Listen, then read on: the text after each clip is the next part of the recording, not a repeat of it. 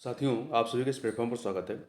यहाँ पर हम लोग आगामी यूपी पीसीएस 2024 की प्रारंभिक परीक्षा के लिए टेस्ट सीरीज देख रहे हैं और इसी कड़ी में हम लोग जो है ध्येय आईएएस कोचिंग संस्था के द्वारा जो टेस्ट सीरीज कराई गई है उसी में से पहला टेस्ट पेपर जो है यहाँ पर हम लोग यहाँ पर सॉल्व करेंगे और पूरी व्याख्या के साथ इसको देखेंगे। तो चलिए प्रारंभ करते हैं। पहला प्रश्न है कि निम्नलिखित में से कौन कानपुर षड्यंत्र केस 1924 में सजा किसे नहीं हुई थी। तो पहली चीज ध्यान रखिएगा कि कानपुर षड्यंत्र केस कब हुआ था, 1924 में हुआ था।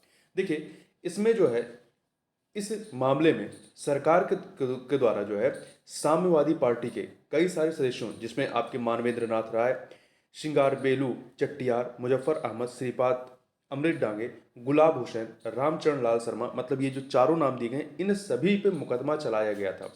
परंतु मई 1924 में जो है श्रीपद अमृत डांगे, मुजफ्फर अहमद, शौकत उस्मानी, नलिन गुप्ता, इनको जो है कानपुर षड्यंत्र के तहत 4 वर्ष की जेल की सजा हुई थी, परंतु मानवेंद्र नाथ को जो है सजा नहीं हुई थी। तो यहाँ पर आपका सी ऑप्शन हो जाएगा।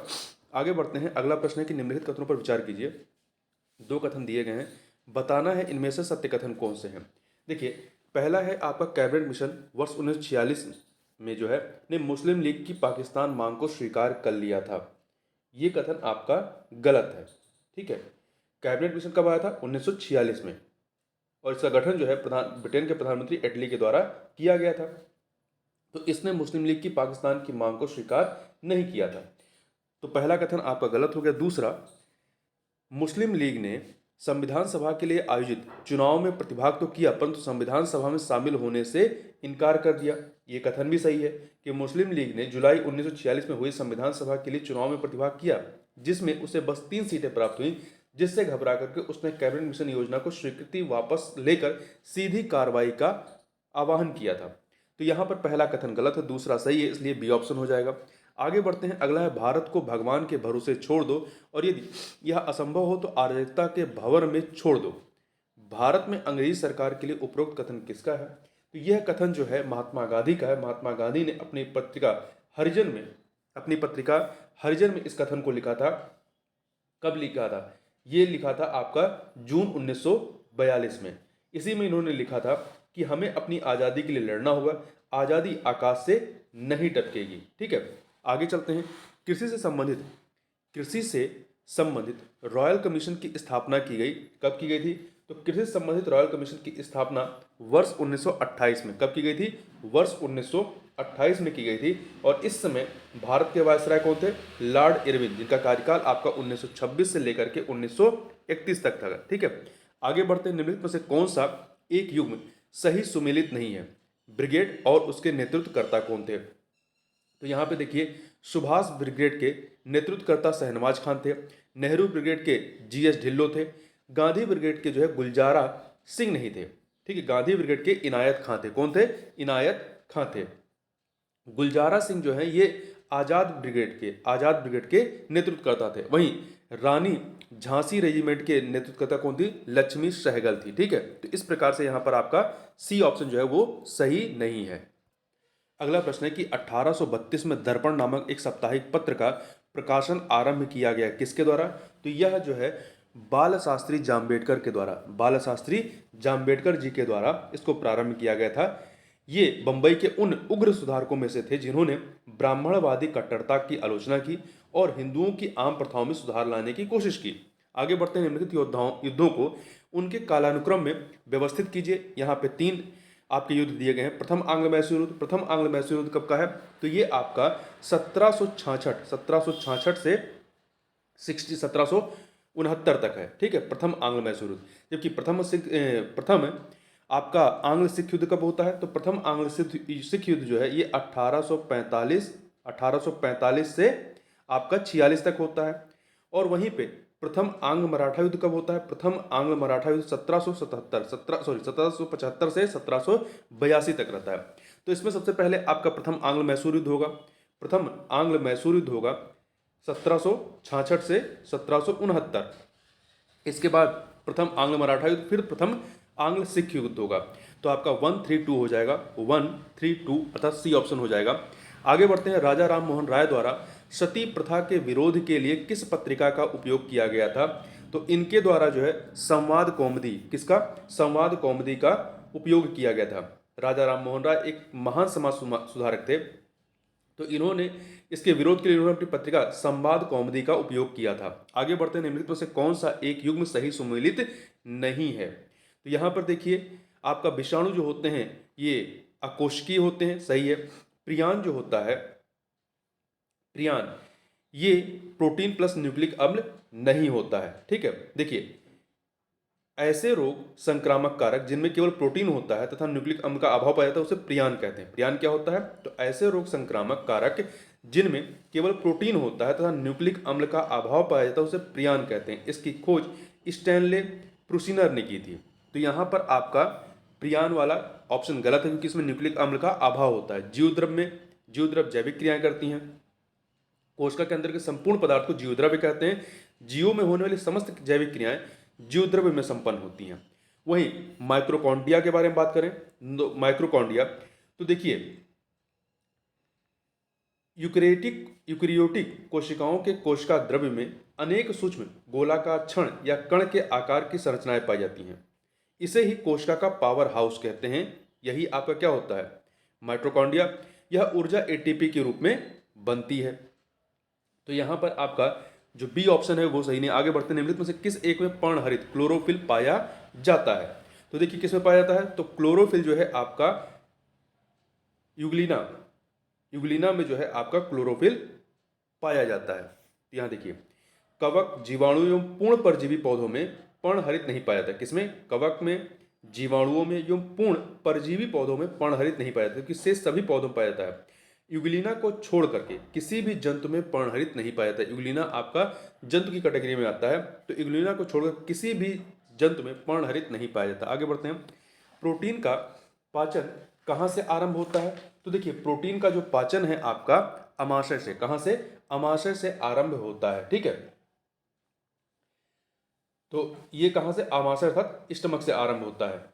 आगे बढ़ते हैं, अगला है, रुधिर प्लेटलेट्स के संदर्भ में निम्नलिखित कथनों में से कौन सा एक सही नहीं है इन चारों में से? तो यहाँ पे 4 कथन दिए गए हैं। पहला है आपका कि इसे थ्रम्बोसाइट भी कहते हैं। जो रुधिर प्लेटलेट्स होते हैं इन्हें क्या कहते हैं? इन्हें थ्रम्बोसाइट भी कहते हैं। ये कथन आपका सही है। दूसरा, इसमें केंद्रक अनुपस्थित होता है। इसमें केंद्रक जो होता है अनुपस्थित होता है, ये सही है। तीसरा, यह सभी मनुष्यों एवं जंतुओं के रुधिर में पाई जाती है। ये कथन गलत है, क्योंकि ये केवल मनुष्य के रुधिर में पाई जाती है, जंतुओं में नहीं पाई जाती है। तो सी ऑप्शन गलत हो गया। यह रुधिर का थक्का बनाती है, ये सही है। अगला है, नीचे कथन कांड का प्रश्न है। तो देखिए, आपका अभिकथन क्या दिया गया है? अभिकथन दिया गया है कि अनुच्छेद 126 के तहत उच्चतम न्यायालय में कार्यकारी मुख्य न्यायाधीश की नियुक्ति का प्रावधान है। ये कथन आपका सही है। दूसरा जो कांड दिया है, कार्यकारी मुख्य न्यायाधीश की नियुक्ति के संबंध में राष्ट्रपति को कानून मंत्री से परामर्श लेना आवश्यक है। यह कथन आपका गलत है, क्योंकि उसे किससे सलाह लेनी होती है? मुख्य न्यायाधीश से सलाह लेनी होती है, ठीक है। नहीं, सॉरी, इस मामले में राष्ट्रपति को किसी से भी परामर्श लेने की आवश्यकता नहीं होती है। तो यहां पर कथन सही है, परंतु कारण गलत है। तो यहां पर आपका सी ऑप्शन हो जाएगा। अगला है, कौन सी भाषा हमारे संविधान की 8वीं अनुसूची में सम्मिलित है? भोजपुरी, अंग्रेजी, राजस्थानी, नेपाली। तो देखिए, ना ही भोजपुरी, ना ही अंग्रेजी, ना राजस्थानी, नेपाली जो है हमारे संविधान की 8वीं अनुसूची में शामिल है। तो इस चीज को यहां पर ध्यान रखिए। देखिए, एक चीज और ध्यान रखिएगा, नेपाली कब शामिल हुई? तो 21वें संविधान संशोधन अधिनियम 1967 के द्वारा सिंधी, 71वें संविधान संशोधन अधिनियम 1992 के द्वारा आपका नेपाली, कोंकणी तथा मणिपुरी।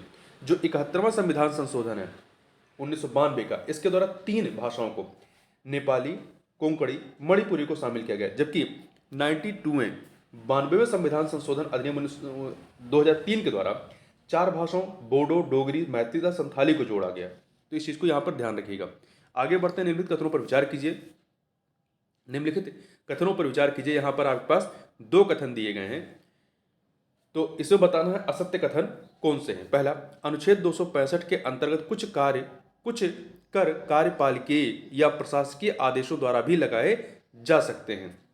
तो ये कथन आपका गलत है। देखिए, अनुच्छेद 265 के अनुसार कोई भी कर विधि के प्राधिकार से ही आरोपित या संग्रहित किया जा सकेगा या किया जाएगा अथवा नहीं किया जाएगा। यह केवल विधानमंडल द्वारा ही लगाया जा सकता है, न कि किसी कार्यपालिकीय या प्रशासकीय आदेश के द्वारा। तो यहाँ पर पहला कथन गलत है।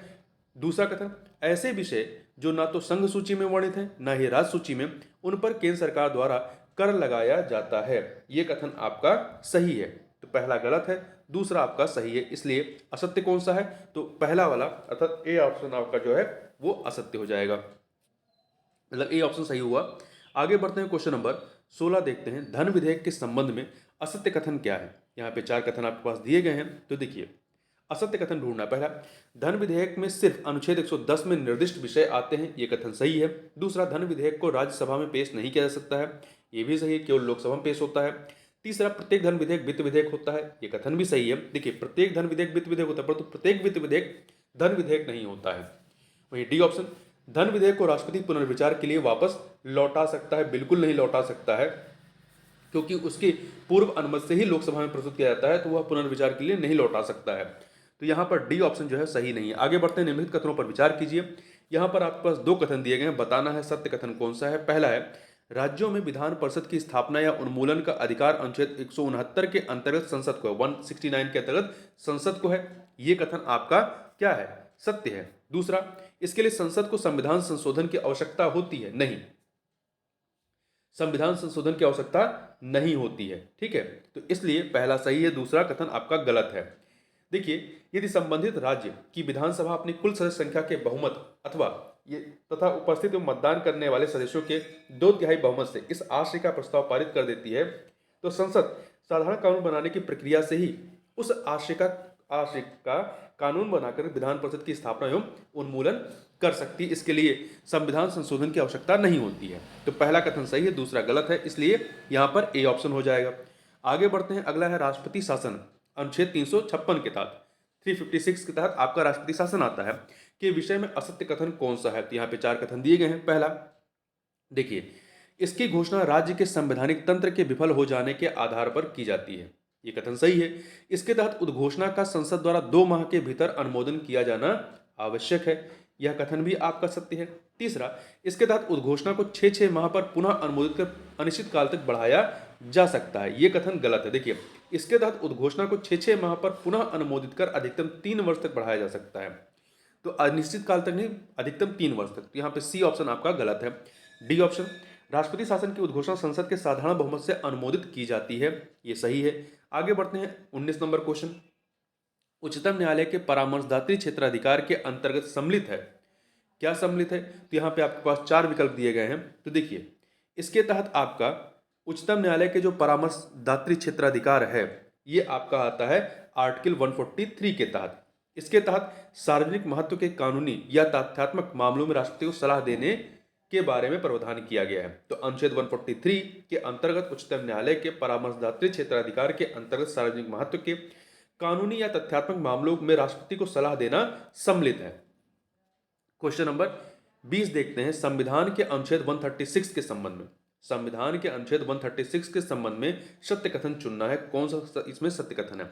यहाँ पे 4 विकल्प दिए गए हैं। पहला है, अनुच्छेद 136 के बारे में, यह विशेष इजाजत से संबंधित है, सही है। इसके माध्यम से उच्चतम न्यायालय में अपील किए जाने का प्रावधान किया गया है, यह भी सही है। अपील की इजाजत स्वयं उच्चतम न्यायालय अपने विवेकानुसार प्रदान करता है, यह भी सही है। 3 के तीनों कथन यहाँ पर सही, इसलिए डी ऑप्शन हो जाएगा। अगला है, निम्नलिखित में से किस एक के संबंध में भारत एवं अमेरिका की राजनीतिक व्यवस्थाएं समान है? तो देखिए, आप राष्ट्रपति के पास पॉकेट वीटो शामिल है। देखिए, भारतीय राष्ट्रपति तथा अमेरिकी राष्ट्रपति दोनों पॉकेट वीटो की शक्ति रखते हैं। किसी भी विधेयक पर राष्ट्रपति द्वारा सकारात्मक या नकारात्मक रूप से जब कोई कार्रवाई नहीं की जाती है, तो उसे पॉकेट वीटो के रूप में जाना जाता है। तो यहाँ पर ए ऑप्शन हो जाएगा। जबकि अन्य में उच्च सदन को सदस्य मनोनीत होते हैं, अवशिष्ट शक्तियां राज्यों के पास और अवशिष्ट शक्तियां केंद्र के पास। ये इन सब में जो है दोनों जगहों की राजनीतिक व्यवस्थाओं में अंतर है। आगे बढ़ते हैं, निम्नलिखित में से कौन सा एक युग्म सही सुमेलित नहीं है? तो यहां पर आप देखें, निष्काम कर्म का सर्वप्रथम उल्लेख कहां किया गया है? तो ये अथर्ववेद में इसका उल्लेख नहीं है, इसका उल्लेख जो है गीता में है, नहीं सॉरी यजुर्वेद में। गीता के सार तत्व निष्काम कर्म का सर्वप्रथम उल्लेख जो है कहां पे होता है? यजुर्वेद में किया गया। कहां पर? यजुर्वेद में किया गया है। तो ए ऑप्शन आपका सही नहीं है। गायत्री मंत्र का उल्लेख ऋग्वेद के 3 मंडल में है। वैदिक साहित्य का उल्लेख श्रुति में है। 10 राज युद्ध का उल्लेख जो है ऋग्वेद के 7वें मंडल में है। अगला प्रश्न है, यहाँ पे 2 सूचियां दी गई हैं महाजनपद और उनकी राजधानी को यहाँ पर हमें क्या करना है, सुमेलित करना है। ठीक है, तो यहाँ पर आप देखें अंग की राजधानी क्या है, तो अंग की राजधानी आप देखेंगे तो चंपा है, अंग की राजधानी चंपा है, 4 से मिला दीजिए। वहीं वज्र की राजधानी वैशाली है, वज्र की राजधानी वैशाली 2 से मिलाइए। चेदी की राजधानी शक्तिमती है, 3 से मिला दीजिए। मत्स्य की राजधानी विराटनगर है, 1 से मिला दीजिए। तो 4231 4231 अर्थात आपका बी ऑप्शन सही हो जाएगा। आगे बढ़ते हैं अगले प्रश्न पर। अगला 24 नंबर क्वेश्चन है कि निम्नलिखित में से किसे बौद्ध धर्म का विश्वकोश कहा जाता है। तो देखिए इन चारों में से जो विशुद्ध मग है, विशुद्ध मग, इसे जो है आपका बौद्ध धर्म का विश्वकोश कहा जाता है। 5वीं सदी के पाली भाषा के विद्वान बुद्धघोष ने, किसने, बुद्धघोष ने विशुद्ध मग नामक ग्रंथ की रचना की, जिसे बौद्ध धर्म का विश्वकोश कहा जाता है। यह हीनयान संप्रदाय का ग्रंथ, ध्यान रखिएगा महायान का नहीं है, हीनयान का संप्रदाय का ग्रंथ है। जबकि खुद्दक निकाय एक जातक कथा है जिसमें बुद्ध के पूर्वजन्म की कथाएं हैं। और आपका महात्मा बुद्ध के जीवन संबंधित बुद्ध चरित, शौद्रानंद व शार्यपुत्र प्रकरण की रचना अश्वघोष ने की है। मतलब बुद्ध चरित और शार्यपुत्र प्रकरण, इसके अतिरिक्त शौद्रानंद की जो रचना है किसने की है, अश्वघोष ने की है। अगला, सातवाहन वंश के संबंध में निम्नलिखित कथनों में से कौन सा या से असत्य है। यहाँ पर 2 कथन आपके पास दिए गए हैं, बताना है इनमें से सही कौन सा है। तो देखिए पहला, यहां सही नहीं, असत्य कथन पूछा है, गलत कौन से ये बताना है। तो पहला है, इस वंश की स्थापना सिमुक ने शुंग वंश के शासक सुशर्मन की हत्या करके की थी। ये कथन गलत है, क्योंकि सातवाहन वंश की स्थापना सिमुक ने शुंग वंश नहीं बल्कि कंडो वंश के अंतिम शासक सुशर्मन की हत्या करके की थी। तो यहाँ पे शुंग वंश नहीं बल्कि कंडो वंश है। ठीक है, तो पहला कथन गलत हो गया। इनकी राजधानी कहाँ थी, इनकी राजधानी प्रतिष्ठान थी। दूसरा, नाना घाट पुणे अभिलेख सातवाहन नरेश हाल से संबंधित है, नहीं, ये कथन आपका गलत है। देखिए सातवाहनों को प्रभुत्व और महत्व दिलाने वाला प्रथम शासक सातकर्णी प्रथम था, और इसी सातकर्णी प्रथम से संबंधित था आपका नानाघाट अभिलेख। ठीक है, नानाघाट अभिलेख इसी से संबंधित था। इस अभिलेख के अनुसार सातकर्णी ने 2 अश्वमेध यज्ञ और 1 रासु यज्ञ सहित कुल 18 यज्ञ किए थे। तो पहला भी गलत है, दूसरा भी गलत है, तो यहाँ पर सी ऑप्शन हो जाएगा। यहाँ ध्यान रखिएगा कि हाल, जिनके बारे में यहाँ पर बात की गई है, हाल भी सातवाहन शासक था, उसने गाथा सप्तशती नामक ग्रंथ की रचना की थी। आगे बढ़ते हैं। अलाउद्दीन खिलजी के निम्नलिखित विजय अभियानों को उनके कालक्रमानुसार व्यवस्थित करना है। तो यहाँ पर जो 4 आपके विजय अभियान है, इनको हमें कालक्रम से लगाना है। तो इन चारों में सबसे पहले आपका गुजरात विजय आएगा। गुजरात विजय आपका है 1297 का। ठीक है, फिर गुजरात विजय के बाद रणथंबोर विजय होता है, रणथंबोर विजय आपका 1301 का है। फिर आपका चित्तौड़ विजय 1303 का है। फिर आपका मालवा विजय आता है 1305 का। तो यहां पर देखिए क्या हो जाएगा, गुजरात विजय, फिर इसके बाद रणथंबोर विजय, फिर आपका चित्तौड़ विजय आता है 4, और फिर सबसे लास्ट में मालवा विजय। तो 2143 क्या हो जाएगा, 2143, अर्थात आपका बी ऑप्शन सही हो जाएगा। आगे बढ़ते हैं। निम्नलिखित में से किस पत्र पत्रिका के माध्यम से ईश्वरचंद्र विद्यासागर ने नील आंदोलन में किसानों के हितों का समर्थन किया था।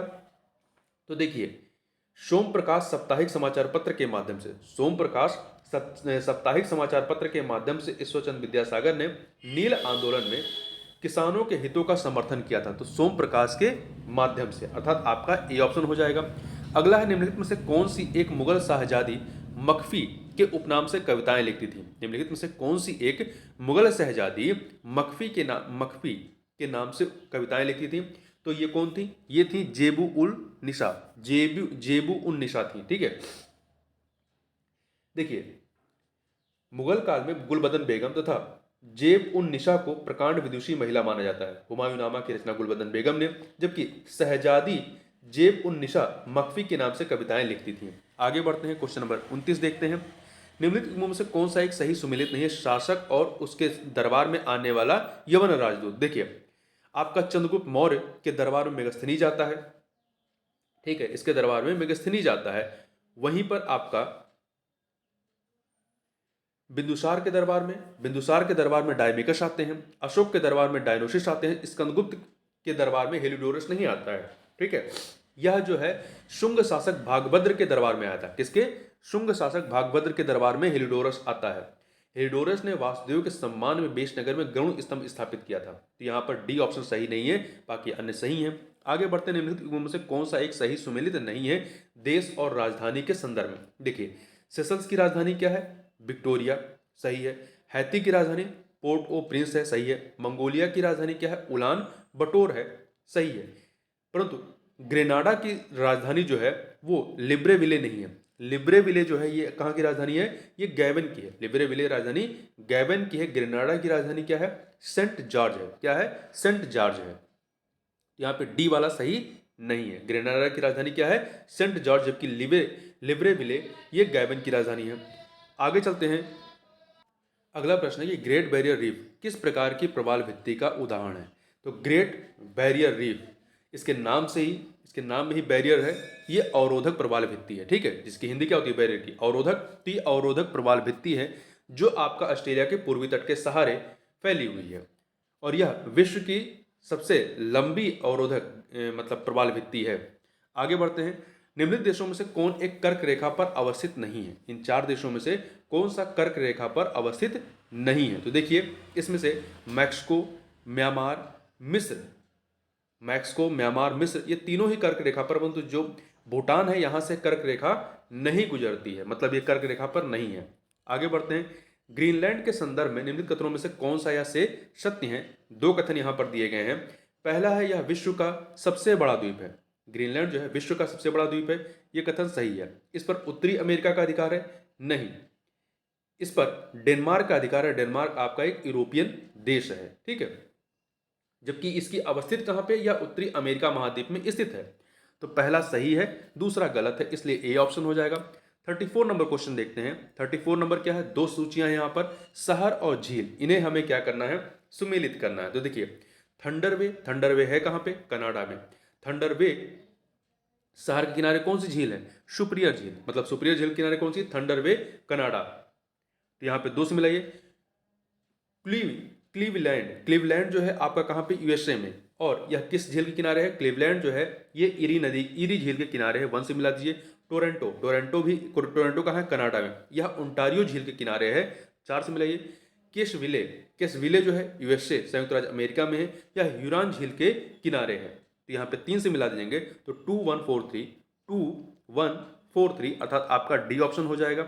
अगला, निम्नलिखित में से कौन एक नदी काला सागर में गिरती है? निम्नलिखित में से कौन सी एक नदी काला सागर में गिरती है? तो यहां पर आप देखें, जो डेन्यूब नदी, इन चारों में से सीन, डेन्यूब, रोन और पो में डेन्यूब नदी जो है ये ब्लैक फॉरेस्ट से निकलती है और काला सागर में जाकर के गिर जाती है। ठीक है। शीन नदी फ्रांस के मध्यवर्ती पठारी भाग से निकल करके इंग्लिश चैनल में गिरती है। वहीं रोन नदी जो है ये फ्रांस की है, ये जूरा पर्वत से निकल करके, रोन नदी जूरा पर्वत से निकल करके भूमध्य सागर या मेडिटेरियन सी में गिर जाती है। वहीं पो नदी कहाँ पर है? इटली में। ये आल्पस पर्वत से निकल करके एड्रियाटिक सागर में वेनिस की खाड़ी में गिरती है। आगे चलते हैं। भारतीय राज्य पश्चिम बंगाल की सीमा किस एक देश के साथ नहीं लगती है? तो इन चारों में नेपाल, भूटान, बांग्लादेश, म्यांमार में इसकी सीमा जो है नेपाल से लगती है, भूटान से लगती है, बांग्लादेश से लगती है, परंतु तो म्यांमार से इसकी सीमा नहीं लगती है। अगला, निम्नलिखित कथनों में से कौन सा एक कथन गलत है? यहाँ पे 4 कथन दिए गए हैं। पहला है कि आदम ब्रिज तमिलनाडु एवं श्रीलंका के मध्य स्थित है, सही है। पंबन द्वीप आदम ब्रिज का ही हिस्सा है, ये भी सही है। पंबन द्वीप पर रामेश्वरम स्थित है, ये भी सही है। पर जो डी ऑप्शन है आपका कि आदम ब्रिज के उत्तर में मन्नार की खाड़ी अवस्थित है, ये गलत है। ठीक है, आदम ब्रिज के उत्तर में देखिए पाक की खाड़ी है। आदम ब्रिज के उत्तर में क्या है? पाक की खाड़ी, और दक्षिण में मन्नार की खाड़ी। ध्यान रखिएगा, आदम ब्रिज, ये मान लीजिए आदम ब्रिज है, इसके उत्तर में जो है आपकी पाक की खाड़ी है और इसके दक्षिण में जो है मन्नार की खाड़ी है। आगे बढ़ते हैं। मुख्य हिमालय के गर्भ में किस प्रकार की चट्टानें पाई जाती हैं? तो जो मुख्य हिमालय है इसके गर्भ में अर्कियन क्रम की चट्टानें पाई जाती हैं। किस क्रम की? आर्कियन क्रम की चट्टानें पाई जाती हैं। देखिए, आर्कियन क्रम की चट्टानें सर्वाधिक प्राचीन चट्टानें हैं।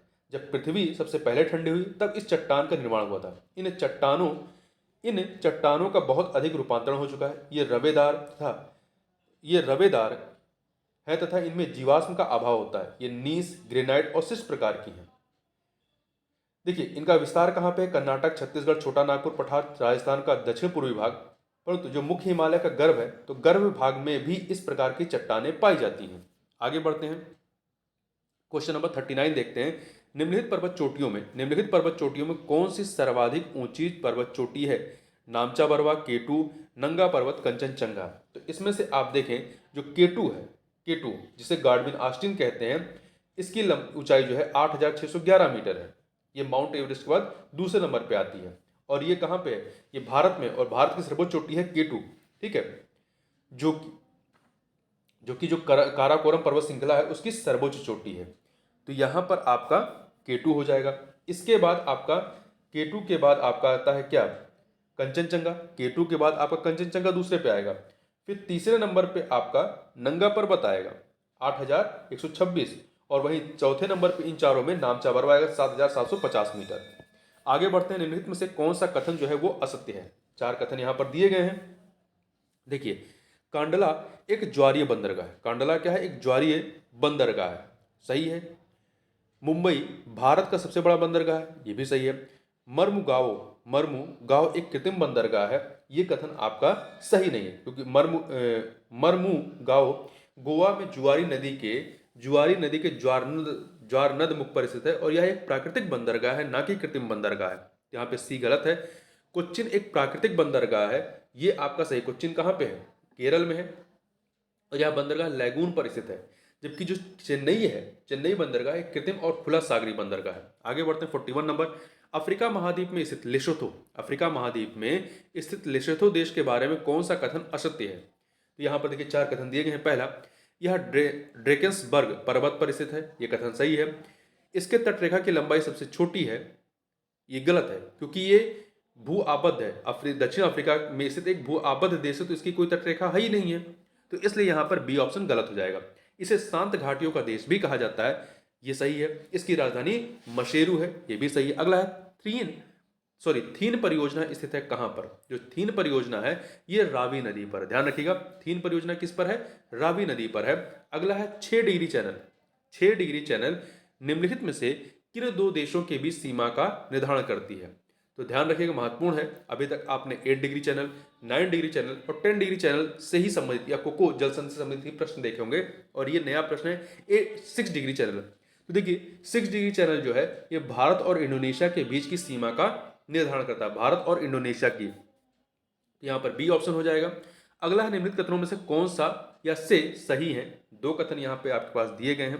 तो देखिए, पहला है एल्युमिनियम उद्योग एक भारहाशी उद्योग है। एल्युमिनियम उद्योग जो है एक भारहाशी उद्योग है। देखिए, ये कथन आपका क्या है? सही है। भारहाशी किसे कहते हैं? ऐसे उद्योग जिनका विनिर्माण प्रक्रिया के दौरान भार कम हो जाता है, वे भारहाशी उद्योग कहलाते हैं, जैसे लौह इस्पात उद्योग, एल्युमिनियम उद्योग, कागज उद्योग, चीनी उद्योग इत्यादि। दूसरा, भारत में वस्त्र उद्योग के बाद चीनी उद्योग दूसरा सबसे बड़ा कृषि आधारित उद्योग है। वस्त्र उद्योग के बाद चीनी उद्योग दूसरा सबसे बड़ा कृषि आधारित उद्योग है, ये कथन आपका सही है। 2 के दोनों कथन यहाँ पर सही है, इसलिए सी ऑप्शन हो जाएगा। 45 नंबर क्वेश्चन देखते हैं। 45 नंबर क्वेश्चन क्या है कि 2 सूचियां हैं, परियोजना और किस राज्य में है, इन्हें हमें सुमेलित करना है। देखिए, मचकुंड परियोजना कहाँ की है? आंध्र प्रदेश की, 3 से मिला दीजिए। चमेरा परियोजना कहाँ की है? चमेरा जो है हिमाचल प्रदेश की है, चमेरा हिमाचल प्रदेश की है, तो 1 से मिला दीजिए। शलाल परियोजना कहाँ की है? शलाल ये जम्मू कश्मीर की है, 2 से मिलाइए। टनकपुर कहाँ की है? उत्तराखंड की है, 4 से मिला। देखिए फिर से एक बार देख लीजिए, मचकुंड कहाँ की है? आंध्र प्रदेश की है। चमेरा हिमाचल प्रदेश की है। शलाल जम्मू कश्मीर की है। टनकपुर उत्तराखंड की है। तो 3 1 2 4 अर्थात डी ऑप्शन हो जाएगा। अगला है, निम्नलिखित में से कौन सा एक सही सुमेलित नहीं है? तो यहां पर देखिए, प्राथमिक उत्पादक जो स्वपोषी होते हैं, प्राथमिक उत्पादक होते हैं, सही है। दूसरा, जलीय परितंत्र के जीवभार का पिरामिड उल्टा होता है, ये भी सही है। जलीय परितंत्र के जीवभार का पिरामिड उल्टा होता है, सदैव उल्टा होता है, ध्यान रखिएगा, महत्वपूर्ण है। बी सही है। सी, पारितंत्र में ऊर्जा प्रवाह चक्रीय होता नहीं, ये चक्रीय नहीं होता, एक दिशीय होता है, ठीक है। तो यहाँ पे सी गलत है। अपघटक एवं उपभोक्ता दोनों की श्रेणी से संबंधित जीव चींटी है, ये अपघटक भी है और उपभोक्ता भी है। आगे बढ़ते हैं। निम्नलिखित को उनके पारित होने, स्थापित होने या हस्ताक्षरित होने के कालक्रमानुसार व्यवस्थित कीजिए। यहाँ पे तीन चीजों के बारे में बात की गई। पहला है भारत द्वारा कार्टाजेना प्रोटोकॉल पर हस्ताक्षर करना, जैव विविधता अभिसमय भारतीय संसद द्वारा पारित होना, राष्ट्रीय जैव विविधता प्राधिकरण की स्थापना होना। इस प्रकार के प्रश्न लगातार पूछे जा रहे हैं जहां पे वो क्रम लगाना होता है। ठीक है, तो आप देखें यहाँ पर पहला जो है भारत द्वारा कार्टाजेना प्रोटोकॉल पर हस्ताक्षर कब किया गया? 23 जनवरी 2001 को, 23 जनवरी 2001 को किया गया। वही जैव विविधता अधिसमय भारतीय संसद द्वारा पारित कब हुआ? तो ये आपका 11 दिसंबर 2002 को, तो 2002 हो गया ये। ठीक है, तीसरा राष्ट्रीय जैव विविधता प्राधिकरण की स्थापना कब हुई थी? तो इसकी स्थापना 2003 में तमिलनाडु के चेन्नई में हुई थी, 2003 हो गया। तो क्रम क्या हो जाएगा? 1 2 3। ठीक है, 1 2 3 हो जाएगा, अर्थात आपका डी ऑप्शन हो जाएगा। अगला है प्रकाश रासायनिक धूम कोहरे। प्रकाश रासायनिक धूम कोहरे का प्रमुख घटक क्या होता है? तो इसका जो प्रमुख घटक होता है वो धरातलीय ओजोन गैस होता है। क्या होता है? धरातलीय ओजोन गैस होता है। देखिए, प्रकाश रासायनिक धूम कोहरा जो है शब्द फॉग और स्मोक से मिलकर बना है। यह एक प्रकार का वायु प्रदूषक होता है। इसका प्रमुख घटक धरातलीय ओजोन होता है। ओजोन O3 गैस होती है। जब यह गैस जो मंडल में धरातल के समीप पाई जाती है तो यह एक प्रदूषक का कार्य करती है, जबकि जब समताप मंडल में होती है तो पराबैंगनी किरणों से हमारी रक्षा करती है, मतलब धरती की रक्षा करती है। आगे बढ़ते हैं। 49 नंबर क्वेश्चन है, निम्नलिखित में से कौन एक बायोमास का सही रूप से कौन एक बायोमास को सही रूप में प्रदर्शित करता है? तो इन चारों में से देखिए आप इसमें जो बी ऑप्शन है उसको पढ़िए। किसी पारितंत्र में प्रति इकाई समय, किसी पारितंत्र में प्रति इकाई समय एवं प्रति इकाई क्षेत्र में जीवित पदार्थों का सकल शुष्क भार जो होता है वही क्या कहलाता है? वही बायोमास होता है। किसी भी क्षेत्र में बायोमास की वृद्धि दर को उत्पादकता कहते हैं। देखिए, बायोमास के अंतर्गत पौधों तथा जंतुओं के शुष्क भार को सम्मिलित किया जाता है। आगे चलते हैं।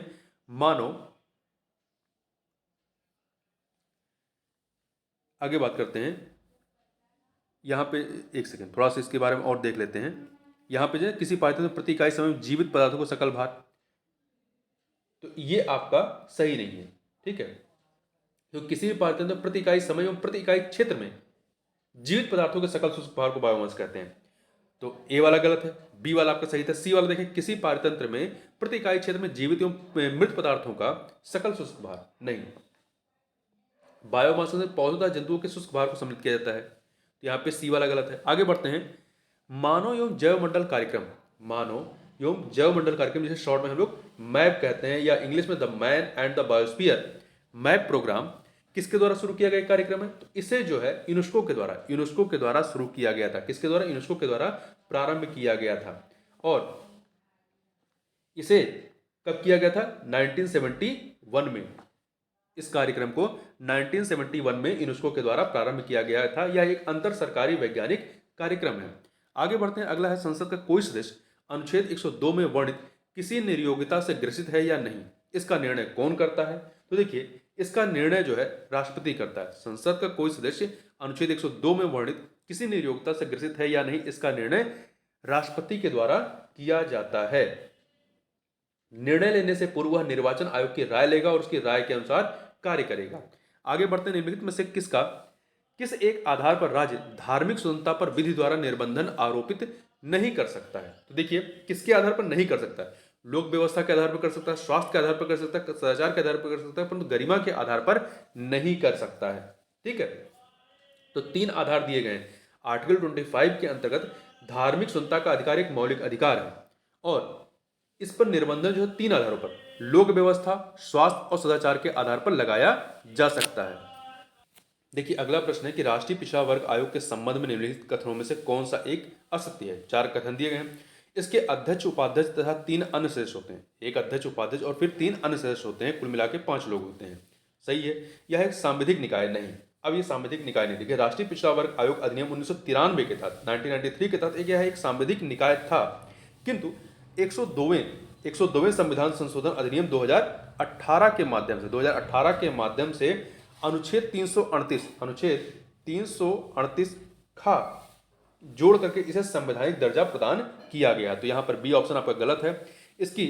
इनकी सेवा शर्तें राष्ट्रपति द्वारा निर्धारित की जाती हैं। इनकी नियुक्ति, कार्यकाल एवं सेवा शर्तें जो है वो राष्ट्रपति द्वारा नियमानुसार निर्धारित की जाती हैं। ये कथन सही है। आगे बढ़ते हैं। 54 नंबर क्वेश्चन है। 54 क्या है? संयुक्त राज्य लोक सेवा आयोग का गठन किया जाता है किसके द्वारा? तो इसका जो गठन है ये संसद के द्वारा किया जाता है। देखिए, 2 या 2 से अधिक राज्यों के लिए संविधान में संयुक्त राज्य लोक सेवा आयोग की व्यवस्था की गई है। संयुक्त राज्य लोक सेवा आयोग का गठन राज्य विधानमंडल के आग्रह से संसद द्वारा किया जाता है। संयुक्त राज्य लोक सेवा आयोग के अध्यक्ष व सदस्यों की नियुक्ति राष्ट्रपति द्वारा की जाती है। आगे बढ़ते हैं। सेबी के कार्यों में सम्मिलित है क्या? तो यहां पर 4 चीजें दी गई हैं। देखिए, पहला, स्टॉक एक्सचेंजों तथा किसी भी अन्य प्रतिभूति बाजार के व्यवसाय का नियमन करना, इसके कार्यों में सम्मिलित है, सही है। प्रतिभूतियों की इनसाइड ट्रेडिंग पर रोक लगाना, ये भी सम्मिलित है। तीसरा, सी, प्रतिभूतियों के बाजार से संबंधित अनुचित व्यापार व्यवहारों को समाप्त करना, ये भी शामिल है। ये तीन के तीनों सेबी के कार्यों के तहत आते हैं। तो यहाँ पर डी ऑप्शन सही हो जाएगा, उपयुक्त सभी। अगला है, निम्नलिखित कौन सा पदार्थ बिजली का कुचालक है परंतु ताप का सुचालक होता है? बिजली का कुचालक है परंतु ताप का सुचालक होता है। यहां पर देखिए, जो अभ्रक होता है, अभ्रक, डी ऑप्शन, अभ्रक बिजली का कुचालक है परंतु ताप का सुचालक होता है। भारत में सहकारिता आंदोलन निम्नलिखित में से किस क्षेत्र में सर्वप्रथम प्रारंभ की गई थी? तो सहकारिता आंदोलन कृषि साख क्षेत्र में, किसमें? कृषि साख क्षेत्र में सर्वप्रथम प्रारंभ की गई थी। कृषि credit sector, agriculture credit sector.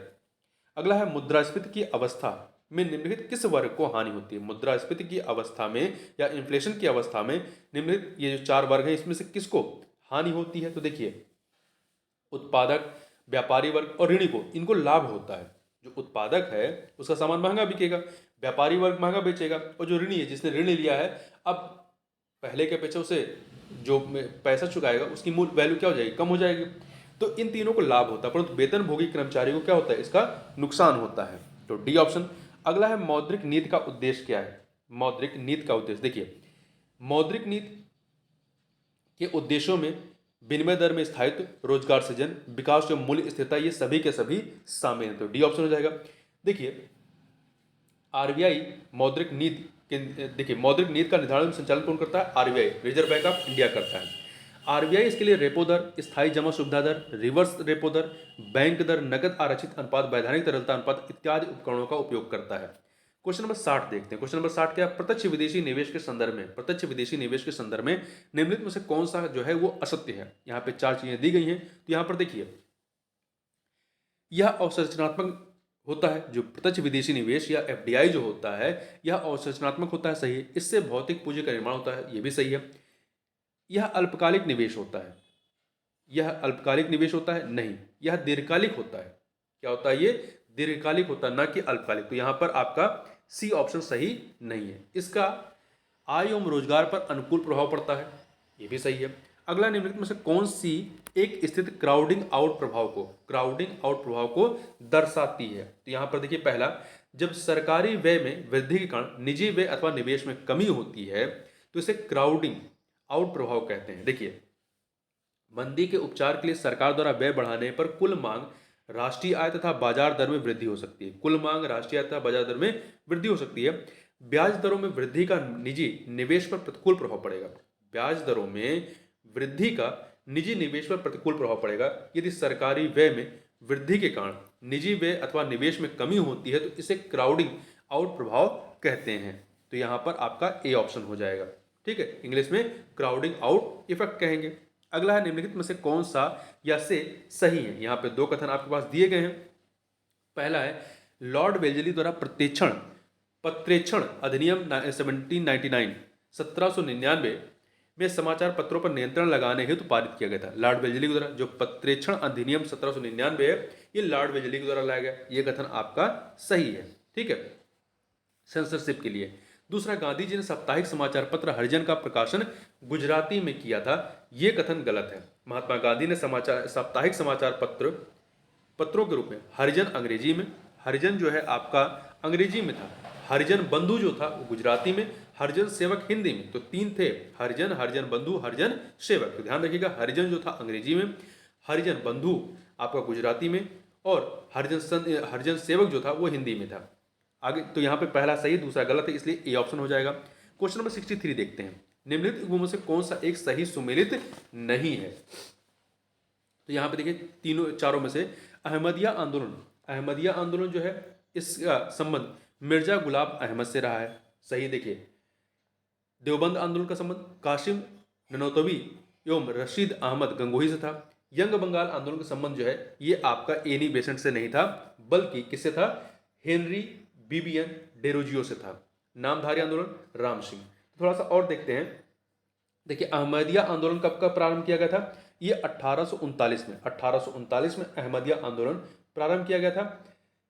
और इसकी जो अहमदिया आंदोलन, इसकी स्थापना किसने की थी? मिर्जा गुलाब अहमद ने। ठीक है, इसका उद्देश्य मुसलमानों में आधुनिक बौद्धिक विकास के संदर्भ में धर्मोपदेश और नियमों को उदार बनाना था। वहीं देवबंद आंदोलन की बात करें तो मोहम्मद कासिम ननौतवी एवं रशीद अहमद गंगोही ने 1867 में उत्तर प्रदेश के देवबंद में इस्लामी मदरसे की स्थापना की।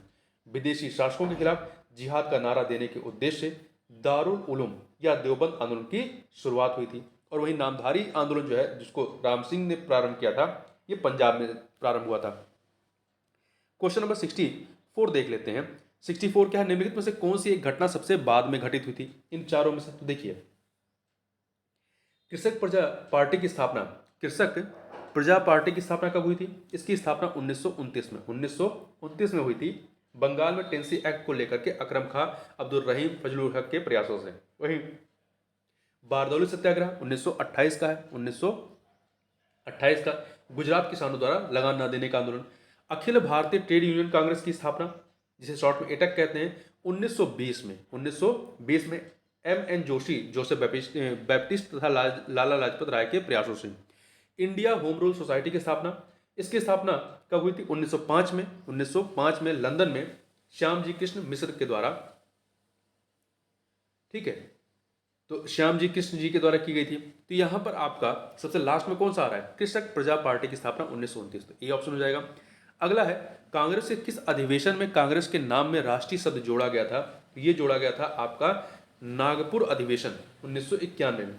नागपुर अधिवेशन 1891 नहीं, 1891 में कांग्रेस के नाम में राष्ट्रीय शब्द जोड़ा गया था। इसके अध्यक्ष कौन थे? उस समय अध्यक्ष थे पी आनंद चार्लू।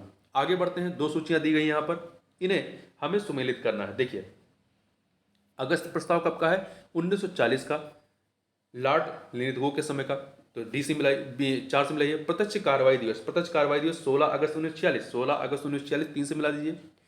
अगस्त घोषणा जो है ये 20 अगस्त 1917, 1 से मिला दीजिए। सांप्रदायिक निर्णय 1932, रैम्स मैकडोनाल्ड के द्वारा। तो यहाँ पे 2 हो जाएगा। तो 4312 अर्थात डी ऑप्शन हो जाएगा। अगस्त प्रस्ताव आपका 1940 है, प्रत्यक्ष कार्रवाई दिवस 1946 है। अगस्त घोषणा जो है, अगस्त घोषणा 1917 है, अगस्त 1917 में। ठीक है, सांप्रदायिक निर्णय 1932 है। 67 नंबर क्वेश्चन देखते हैं। राष्ट्रीय सांख्यिकी आयोग की स्थापना किस वर्ष हुई थी? तो इसकी स्थापना सी रंगराजन समिति, जो समिति थी 2001 की थी। सी रंगराजन समिति की सिफारिश पर 1 जून 2005 को राष्ट्रीय सांख्यिकी आयोग का गठन किया गया था। तो 2005 हो गया। ठीक है, 1 जून 2005 को। इसके प्रथम अध्यक्ष कौन थे? सुरेश तेंदुलकर। आगे बढ़ते हैं। यदि अर्थव्यवस्था में प्रचलित चालू मजदूरी पर कार्य करने के लिए तत्पर हों, यदि अर्थव्यवस्था में श्रमिक प्रचलित चालू मजदूरी पर कार्य करने के लिए तत्पर हों, परंतु उस मजदूरी दर पर भी उन्हें कार्य न मिले, ऐसी बेरोजगारी को क्या कहते हैं? ऐसी बेरोजगारी को अनैच्छिक बेरोजगारी कहते हैं। क्या कहते हैं? अनैच्छिक बेरोजगारी कहते हैं। Involuntary unemployment. आगे बढ़ते हैं। क्वेश्चन नंबर 69 देखते हैं। निम्नलिखित योजनाओं को उनके प्रारंभ वर्ष के अनुसार कालक्रम में व्यवस्थित कीजिए। 4 यहाँ पे घटनाएं या 4 गतिविधियां हैं, इन्हें हमें कालक्रम में लगाना। देखिए, आपका इन चारों में सबसे पहले क्या आएगा? अटल पेंशन योजना। अटल पेंशन योजना ये कब की है? 9 मई 2015 की है। ठीक है, 2015 की मई। अमृत योजना ये भी 2015 की, परंतु 15 नवंबर 2015 की है। तो ये आपकी नवंबर 2015 की हो गई। प्रधानमंत्री, इसके बाद आपका तीसरे पे आएगा सक्षम योजना। सक्षम योजना जब कब की? 2016 की है, 28 सितंबर 2016 की है। ठीक है, 2016। वहीं प्रधानमंत्री श्रम योगी मानधन योजना ये 5 मार्च 2019 की है। 5 मार्च 2019 की। असंगठित क्षेत्र के कामगारों को प्रतिमाह 3000 रुपए का प्रावधान किया गया है। ठीक है, और सक्षम योजना में देश भर में अप्रत्यक्ष कर प्रणाली के लिए एक नया नेटवर्क उपलब्ध कराने हेतु इसको प्रारंभ किया गया है। और अमृत योजना मरीजों को सस्ती दर पर दवा उपलब्ध कराने के लिए। और अटल पेंशन योजना असंगठित क्षेत्र के लोगों के लिए मासिक पेंशन। तो यहाँ पर देखिए आपका सबसे पहले अटल पेंशन योजना, फिर आपका अमृत योजना, फिर सक्षम योजना आ जाएगा 2016 का, फिर प्रधानमंत्री श्रम योगी मानधन योजना 2019 का आ जाएगा 3। तो 2 आपका हो जाएगा 2143 आपका डी ऑप्शन हो जाएगा। आगे बढ़ते हैं, निम्न कथनों पर विचार कीजिए। यहाँ पर आपके पास 2 कथन दिए गए हैं, बताना है इनमें से असत्य कथन कौन सा है। तो देखिए पहला, एशिया अवसंरचना निवेश बैंक, एशिया अवसंरचना निवेश बैंक AIIB की स्थापना 25 दिसंबर 2015 को की गई थी। 25 दिसंबर 2015 को, यह कथन आपका सही है, पहला सही है। इसका मुख्यालय कहाँ है? बीजिंग में है। और यह बैंक सदस्य देशों की ऊर्जा एवं परिवहन सहित बृहद अवसंरचना परियोजनाओं में सहायता प्रदान करती है, सही है। इसमें प्रत्येक सदस्य का मताधिकार अंशधारिता के आधार पर नहीं बल्कि उनकी अर्थव्यवस्था के आकार के आधार पर निर्धारित किया गया है, यह कथन भी सही है आपका। इसमें प्रत्येक सदस्य का मताधिकार अंशधारिता के आधार पर नहीं बल्कि उसकी या उनकी अर्थव्यवस्था के आकार के आधार पर निर्धारित किया गया है। तो यहाँ पर ये महत्वपूर्ण है, 2 के दोनों कथन सही है, तो इसे डी ऑप्शन हो जाएगा। देखिए इसमें चीन 30.787 अंशधारिता सबसे बड़ा शेयर धारक है, जबकि भारत जो है वो 8.650 के साथ दूसरे स्थान पर है। आगे बढ़ते हैं, निम्नलिखित में से किस समिति की सिफारिश पर वर्ष 1987 में क्षेत्रीय ग्रामीण बैंक की स्थापना पर रोक लगा दी गई थी? क्षेत्रीय ग्रामीण बैंकों की स्थापना पर रोक लगाई गई थी। तो देखिए ये आपका विजय केलकर समिति की सिफारिश पर, विजय केलकर समिति की सिफारिश पर। देखिए वर्ष 1975 में कृषि शोध को नई दिशा एवं बढ़ावा देने के लिए एम नरसिम्हन समिति की सिफारिश पर क्षेत्रीय ग्रामीण बैंकों की स्थापना की गई थी। विजय केलकर समिति की सिफारिश पर वर्ष 1987 में क्षेत्रीय ग्रामीण बैंकों की स्थापना पर रोक लगा दी गई थी। प्रारंभ किससे हुआ था? एम नरसिम्हन समिति की सिफारिश पर, जबकि रोक किससे की गई थी? आपका विजय केलकर समिति की सिफारिश पर। आगे बढ़ते हैं, 72 नंबर क्वेश्चन, निम्नलिखित में से कौन सा एक बेमेल है? कौन सा एक जो है आपका बेमेल है इन चारों में से? देखिए आप यहाँ पर खाद्य मिलावट निरोधक कानून, खाद्य मिलावट निरोधक कानून ये कब का है? 1954 का है।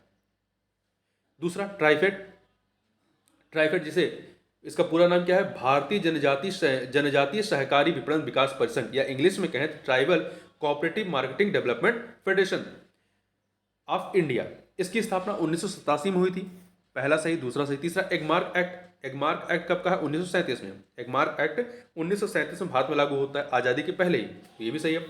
राष्ट्रीय कृषि विपणन संस्थान ये आपका 1986 का नहीं है, ये आपका अगस्त 1988 का, अगस्त 1988 का। तो यहाँ ध्यान रखिएगा कि राष्ट्रीय कृषि विपणन संस्थान, जिसे इंग्लिश में क्या कहेंगे? National institute of agriculture marketing, इसकी स्थापना जो है 1988 में की गई, अगस्त 1988 में की गई थी। कहाँ पर? राजस्थान के जयपुर में। तो डी वाला सही नहीं है। अगला है, वित्त मंत्रालय के किस विभाग द्वारा प्रतिवर्ष भारत का आर्थिक सर्वेक्षण तैयार किया जाता है? तो ये आपका आर्थिक मामलों के विभाग के द्वारा, आर्थिक मामलों के विभाग के द्वारा इसे निर्मित किया जाता है। तो ए ऑप्शन हो जाएगा। 74 नंबर क्वेश्चन देखते हैं। 74 क्या है? निम्नलिखित में कौन एक जैविक समुदाय को प्रदर्शित करता है? तो इन चारों में से आप देखेंगे तो बी ऑप्शन पढ़िए। एक क्षेत्र में विभिन्न प्रजातियों की संख्या और परस्पर क्रिया, एक क्षेत्र में विभिन्न प्रजातियों की संख्या और परस्पर क्रिया क्या होती है? जैविक समुदाय को प्रदर्शित करता है। या फिर से देखें, जब एक ही क्षेत्र में विभिन्न प्रजातियों की संख्या एक साथ रहती है तथा एक दूसरे के साथ परस्पर क्रिया करती है तो इसे जैविक समुदाय कहा जाता है, या इंग्लिश में बायोलॉजिकल कम्युनिटी कहते हैं। वस्तुतः यह विभिन्न प्रजातियों की विविध प्रकार की संख्या का साहचर्य है। ठीक है, आगे चलते हैं। निम्नलिखित प्रदूषकों में से कौन सा ऐसा प्रदूषक नहीं है जो लंबे समय तक प्रकृति में बना रहता है? निम्नलिखित प्रदूषकों में से कौन सा ऐसा प्रदूषक नहीं है जो लंबे समय तक प्रकृति में बना रहता है, मतलब जल्दी ही खत्म हो जाता है? तो देखिए इसमें से आपका रेडियो सक्रिय तत्व, भारी धातुएं, डीडीटी, ये लंबे समय तक आपका प्रकृति में बने रहते हैं, परंतु घरेलू अपशिष्ट ये जल्दी ही समाप्त हो जाता है। ठीक है, क्योंकि घरेलू अपशिष्ट एक जैव निम्नीकरण प्रदूषक होता है, बायोडिग्रेडेबल पोल्यूटेंट होता है। तो यहाँ पर डी ऑप्शन हो जाएगा। तो इस प्रकार से इस वीडियो में बस इतना ही। मिलते हैं नेक्स्ट वीडियो में, तब तक के लिए बहुत बहुत धन्यवाद।